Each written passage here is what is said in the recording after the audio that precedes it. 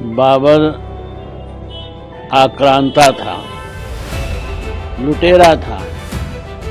लुटेरा बनकर के देश में आया और खूब लूटा देश को। इसलिए कहीं भी देश के अंदर बाबरी मस्जिद बनना नहीं चाहिए और न बनने देंगे हम। ये राष्ट्र हिंदुओं का है, भगवान राम का है और कोई बाबरी मस्जिद अयोध्या में थी ही नहीं। वहाँ तो राम जी की जन्मभूमि थी। जगह दी गई, जो जगह दी गई उस पर काम नहीं शुरू हो सका है। अब क्योंकि मस्जिदाबाद में मस्जिद का निर्माण कर रहे हैं, इसलिए किसी को भी इससे कोई समस्या नहीं होनी चाहिए। बाबर आक्रांता था, लुटेरा था। लुटेरा बनकर के देश में आया और खूब लूटा देश को। इसलिए कहीं भी देश के अंदर बाबरी मस्जिद बनना नहीं चाहिए और न बनने देंगे हम। ये राष्ट्र हिंदुओं का है, भगवान राम का है और कोई बाबरी मस्जिद अयोध्या में थी ही नहीं। वहाँ तो राम जी की जन्मभूमि थी। लुटेरों ने, आक्रांताओं ने आकर के भगवान श्री राम जी के मंदिर पर आक्रमण किया, लूटा, ध्वस्त किया और उस पर ऊपर में थोड़ा मोड़ा केवल मस्जिद का रूप दे दिया। मस्जिद नहीं था, वो भगवान श्री राम जी का मंदिर ही था। इसलिए देश में कोई भी बाबर का निशान नहीं रहना चाहिए। बिल्कुल गलत बात है। महाराज जी क्या कहते हैं, सरकार के इस पर हस्तक्षेप करना चाहिए? भारत सरकार बिल्कुल करना चाहिए। सरकार को चाहिए, अब कोई आक्रांताओं का नाम नहीं होना चाहिए। ये राम जी की जन्मभूमि है, राम जी का देश है। इन आक्रांताओं के लिए कोई स्थान नहीं होना चाहिए। सरकार को पहल करनी चाहिए इस पर कार्रवाई के लिए। इसका तो हम लोग पुरजोर विरोध करेंगे और कहीं भी हम बाबरी मस्जिद नहीं बनने देंगे, ये निश्चित बात है। इसको लेकर सड़क पर उतरेंगे आप लोग? बिल्कुल आंदोलन करेंगे।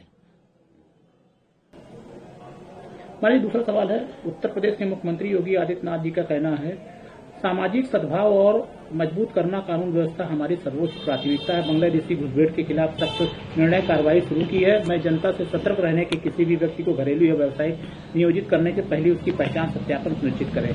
क्या कहना है? बिल्कुल सही बात है। इन आतंकवादियों को, अलगाववादियों को देश से बाहर करना चाहिए। जितना जल्दी हो सके उतना जल्दी यहां से भगाना चाहिए, आवश्यक है। ये सब आक्रांता हैं, देशद्रोही हैं। राष्ट्र के प्रति इनके अंदर कोई भी बात नहीं है, इसलिए इनको बाहर करना चाहिए। मुख्यमंत्री के द्वारा जो कार्रवाई चल रही है बहुत अच्छा है, बहुत सुंदर है। ऐसा ही होना चाहिए। हम लोग यही चाहते हैं। हम तो बार बार धारा 30 इत्यादि की बात बोलते चले आ रहे हैं। इस धारा 30 को, इस जैसी धाराओं को बिल्कुल समाप्त करना चाहिए संविधान से और निश्चित बात है समाप्त होगा। अब कोई रोक नहीं पाएगा। पश्चिम बंगाल के अंदर उन्होंने जो बाबरी मस्जिद की नींव की घोषणा रख दी है 6 दिसंबर को, हुमायूं कबीर, और उनका ये भी बयान नजर आ रहा, मैं बाबरी मस्जिद की आधारशिला रखी है, इसकी राजनीति का कोई संबंध नहीं है। उन्होंने ये भी कह दिया, जिस उद्देश्य के लिए सनातन संस्कृति सांसद पवित्र गीता का पाठ कर रही है, उसी उद्देश्य के लिए हम कुरान का पाठ कराएंगे। हम 1 लाख लोगों को इकट्ठा करेंगे, उन्हें खाना खिलाएंगे, फिर बाबरी मस्जिद का काम शुरू। 450 तक खड़ी रही मस्जिद, इसे ध्वस्त कर दिया गया, वहां पर मंदिर बना दिया गया। देखिए, ये बहुत दुर्भाग्यपूर्ण है। अयोध्या भगवान श्री राम जी की जन्मभूमि है और ये सर्वविदित है। हमारे जितने भी पुराण हैं, जितने भी वेद हैं, सब में उनकी महिमा गाई जाती है। और ये तो बाबर हमारे यहाँ जो आया वो एक लुटेरा था, एक आक्रांता था। उन्होंने केवल भारत में आकर के लूट की, अत्याचार की और अत्याचारियों का ना तो कोई इतिहास होता है, ना उसे कहीं संरक्षण दी जानी चाहिए। ये भारत की भूमि पर अगर ये हुमायूं कबीर जो जघन्य अपराध कर रहे हैं, ये दुर्भाग्यपूर्ण है। और मैं ये बताऊंगा कि अयोध्या जो है ये भगवान श्री राम की जन्मभूमि है, समस्त भारत के सनातनियों के हृदय स्थली है, समस्त वसुधा के सनातन की प्राण स्थली है। और आप एक बात बताइए कि जिस राम जन्मभूमि के लिए हमारे पूर्वजों ने 500 वर्षों की तपस्या करके और उस भूमि को जीवंत रखा है, 500 वर्षों में आप जब समझिए कि 2-4 दिन में घर के परिवेश बदल जाते हैं, और 500 वर्षों तक जिन पूर्वजों ने हमारी प्राणस्थली को बचा करके रखा है, और आप इतिहास उठा करके देखेंगे तो आज अभी मैंने स्वयं श्री रामचरितमानस पे मैंने शोध किया है और भगवान श्री राम जी के 119 पीढ़ियों का वर्णन किया है।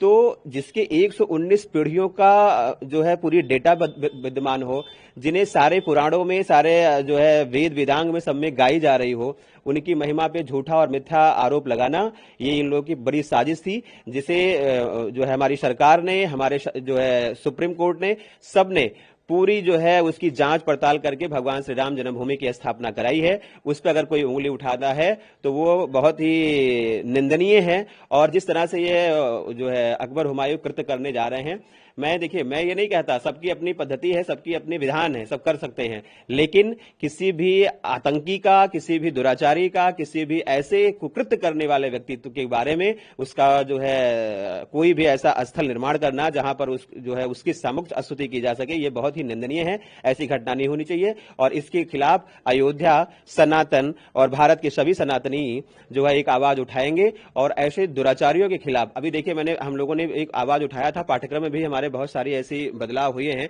जिन्हें इन लोगों ने अकबर महान बता दिया, जिन्हें इन्होंने बाबर का एक बड़ा ढांचा दिखा दिया।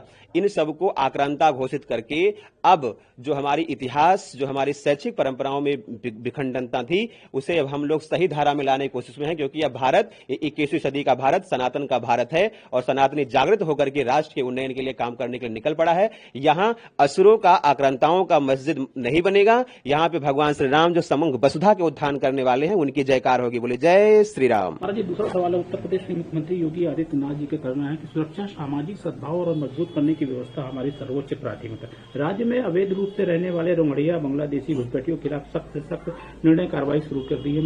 मैं जनता से सतर्क रहने से व्यक्ति को घरेलू और व्यावसायिक नियोजित करने के लिए उनकी पहचान सत्यापन करना जरूरी है। नहीं, ये बहुत अच्छी बात है। देखिए, भारत जो है कोई धर्मशाला नहीं है। भारत में सबको रहने का अधिकार है। भारत एक सुंदर गुलदस्ता है जहां पे हर धर्म, पंथ, मजहब के लोग रह रहे हैं और ये अच्छी बात भी, हम लोग समन्वय के साथ रहते हैं। लेकिन भारत में बांग्लादेशी आ जाएं, भारत में रोहिंग्या आ जाएं, भारत में पाकिस्तानी आ जाएं, भारत में और आने का विषय नहीं है, अवैध तरीके से आ जाएं, तो निश्चित तौर पर जिसकी नागरिकता नहीं है, जिन्हें भारत सरकार से जो अप्रूव्ड नहीं जो व्यक्ति है, उसे भारत में रहने का अधिकार नहीं होना चाहिए। क्योंकि भारत भारतीयों का देश है, भारत सनातनियों का देश है और सनातन के विरुद्ध काम करने वाले जो षड्यंत्रकारी हैं, चाहे वो बांग्लादेश के हों, चाहे पाकिस्तान के हों, रोहिंग्या हो, जो भी हैं, इनकी पूर्ण सत्यापन होनी चाहिए। और मुझे तो बड़ा हर्ष हुआ कि 3 पीढ़ियों का सत्यापन हो रहा है। अगर मैं भारत की भूमि पर जन्मा हूं तो मैं 3 पीढ़ियों का मुझे ब्यौरा देने में क्या जा रहा है। अगर हमारे आराध्य भगवान श्री राम, जिन्हें पूरी वसुधा जानती है कि उनकी जन्म अयोध्या में हुई, सारे हमारे ग्रंथ पुराण कहते हैं कि उनकी जन्म अयोध्या हुई, 500 साल तक हमने उनके लिए लड़ाई लड़ी है और भगवान श्री राम जी के 119 पीढ़ियों का विवरण तो मैंने खोज करके रखा है। तो हम अगर अपने आराध्य के लिए एक मंदिर की स्थापना करने के लिए 119 पीढ़ियों का विवरण देने के लिए तैयार हैं, तो ये रोहिंग्या अपने 3 पीढ़ी के विवरण देने के लिए क्यों नहीं तैयार है? उनको देना चाहिए। और क्योंकि भारत हमारी संप्रभुता है, अगर उनकी भी जिम्मेदारी है, अगर उनके ऊपर कोई घटना घटती है तो उसकी भी जिम्मेदार तो सरकार ही होगी ना। तो सरकार की जिम्मेदारी है सबकी सुरक्षा करने के लिए, सबका संरक्षण करने के लिए। इसमें हम ये नहीं चाहते हैं कि पूरे देश के किसी भी भारतीय नागरिक को ऐसी समस्या होगी जो अपना प्रमाण छुपाए और सरकार के समक्ष प्रस्तुत न कर सके।